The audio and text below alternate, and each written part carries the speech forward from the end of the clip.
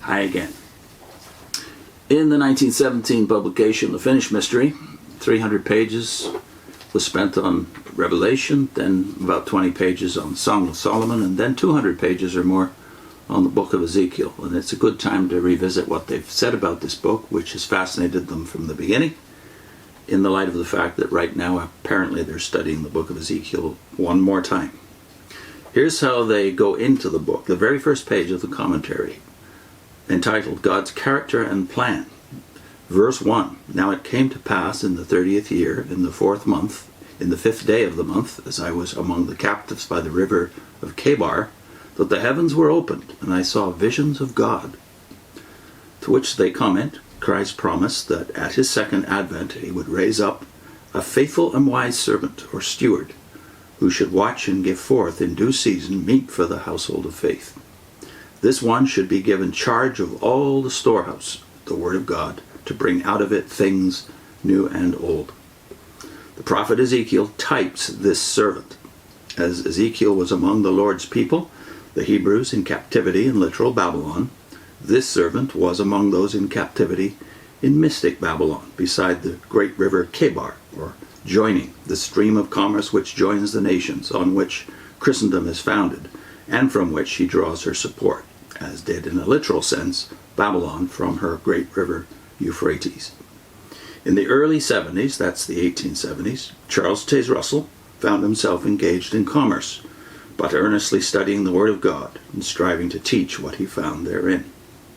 In fulfillment of the divine promise, the heavenly things were opened to him, and he saw the significance of the visions, prophecies given in olden times by the Almighty. He was given a crystal clear understanding of the character of Jehovah. Then they comment on verses 2 and 3, which say, In the 5th day of the month, which was the 5th year of the king Jehoiachin's captivity, the word of the Lord came expressly unto Ezekiel the priest, the son of Buzi, in the land of the Chaldeans by the river Chebar, and the hand of the Lord was there upon him. Men do not raise themselves up to become great and honored agents in God's outworking of the divine plan of the ages. But now and then, throughout the centuries, Jehovah himself has raised up Christian men to carry forward one step or another of his purposes. God made special use of St. Paul, St. John, Arius, Peter Waldo, John Wycliffe, Martin Luther, and Charles Taze Russell. This is a reference to their application of the 7 angels of the churches, the 7 churches of Revelation, to those 7 men just named, the 7th, the minister or the messenger to the 7th age being Russell. The significance of the word Ezekiel is God is strong, and epitomizes the faith and the message of Pastor Russell. He shows the power of Jehovah to save his people now, and later to save all the willing and obedient of mankind.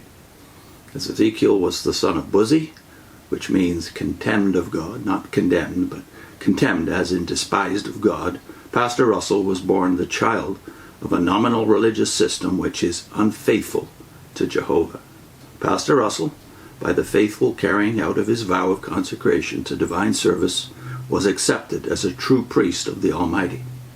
He sacrificed himself and all that he had, until in October 1916 he died penniless, but rich in the things of God.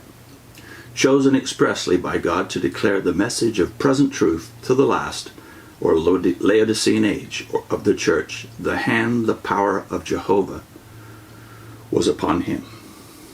And then of verse 1, chapter 1, that is of Ezekiel, verse 4, which reads, And I looked, and behold, a whirlwind came out of the north, a great cloud and fire enfolding itself, and a brightness was about it, and out of the midst thereof, as the color of amber, out of the midst of the fire. And then it comments, as a young man, Charles T. Russell was looking intently to see what might be discerned in the Word of God. Watch, said the Master. Pastor Russell took for his motto, I will stand upon my watch, and set me upon the tower, and will watch to see what he will say unto me. Based on Habakkuk chapter 2, verse 1. He called his semi-monthly publication The Watchtower, and firm in the belief that the second advent took place in 1874, he included as a subtitle, and herald of Christ's presence. It couldn't be more clear to me anyway that the Watchtower in 1917 is saying that Russell was the modern antitype of Ezekiel, and just as Jehovah spoke to Ezekiel, God was now speaking to and by Charles Taze Russell. Put a link into the 7 predictions that Russell made about 1914, and also to the playlist of which that is a part. Have Jehovah's Witnesses ever been God's organization?